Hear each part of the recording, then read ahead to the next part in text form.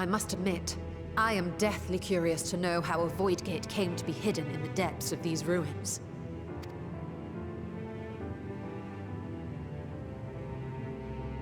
To tell that tale, we must first peer far to the south, and even further into memory.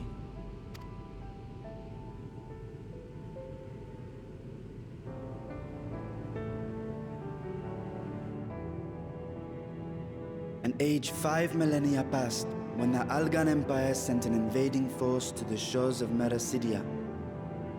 The southern people rallied around the commanding figures of Bahamut and Tiamat and fought fiercely to repel the would-be conquerors. With Bahamut's defeat, however, the tide turned against them. Desperate to seize any advantage, the Mercidians resorted to summoning primal entities. In response, Emperor Zande forged a covenant with the Cloud of Darkness, sovereign among the all-devouring denizens of the Void. Thus bolstered by icons on one side and Voidsent on the other, the two armies clashed in a battle of unspeakable carnage. So much death, so much loss.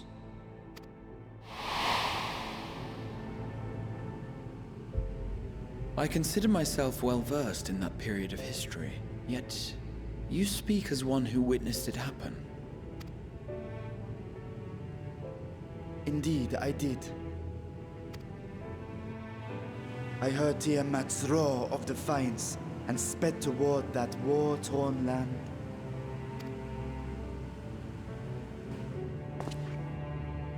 Along with my sibling, Ashdaya.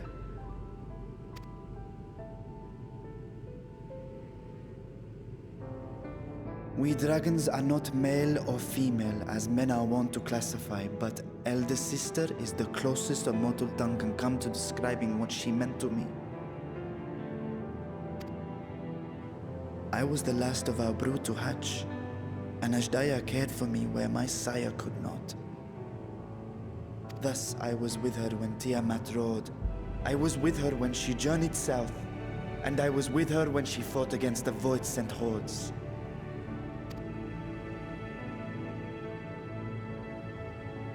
Yet no matter how many of their vile fiends we cast down, more rose from the abyss to take their place. Faced with an unwinnable war of attrition, Ashdaya risked her all on a final gamble.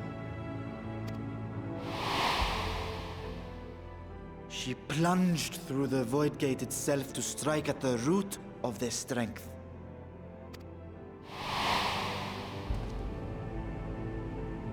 I tried to follow in her wake, determined to lend what aid I could. But even as I came upon Alag's glittering tower, I saw the rift close behind her. And Ashdaya has been lost to us ever since. I find I must retract my earlier claim of historical knowledge.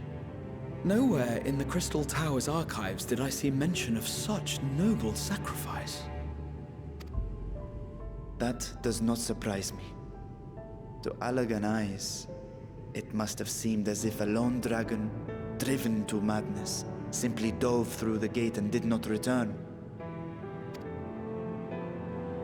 For my part, I spent long years searching for the means to reunite with Ashdaya. Until I could search no more. Until Alag was dust, and the art to open a void gate large enough to accommodate a dragon forever lost. Yet you have the beginnings of a gate right here, under the control of a harnessed device.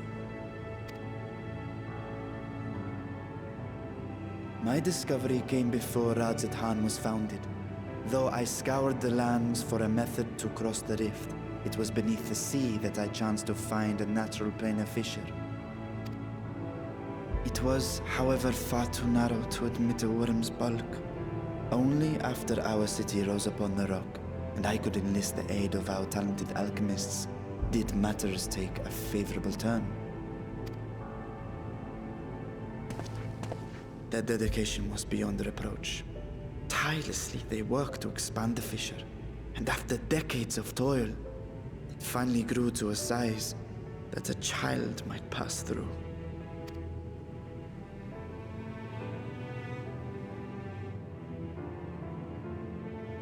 Not long ago, you told us that you called out to your kin, that Ashdaya's answer was silence.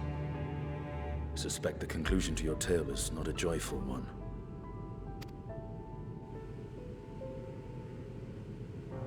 With hope in my heart, I used the simulacrum to cross the threshold. But no, I did not find her.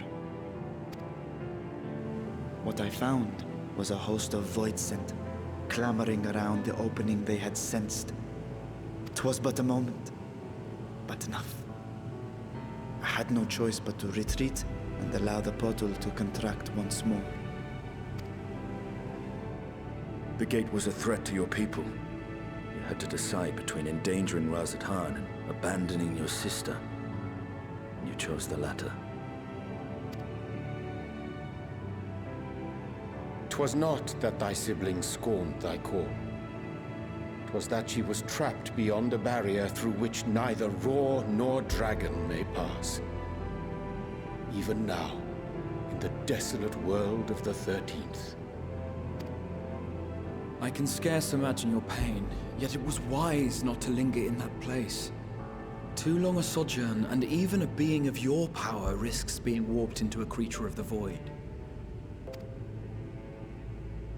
You've seen this phenomenon before, when we stepped into the darkness.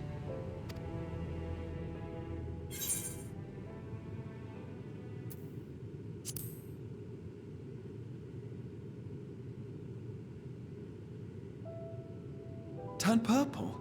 Well, yes.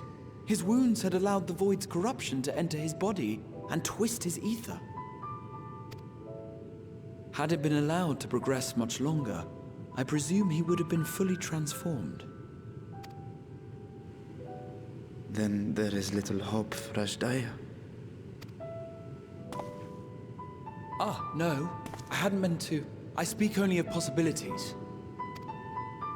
The scales of the First Brood are extraordinarily resistant to ethereal fluctuations. They are the protective talisman's core components after all, and even the corruption I described would struggle to overcome. Of course. With the warding scale in one's possession, one could conceivably survive a stay in the 13th without being warped by its energies.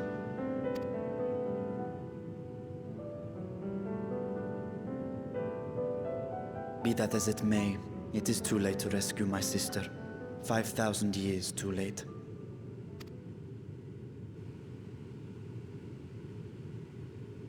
And now countless others look to me for guidance and protection.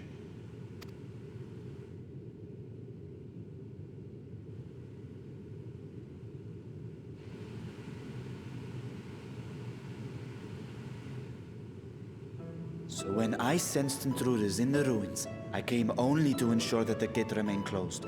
That, and to secure the treasure, of course.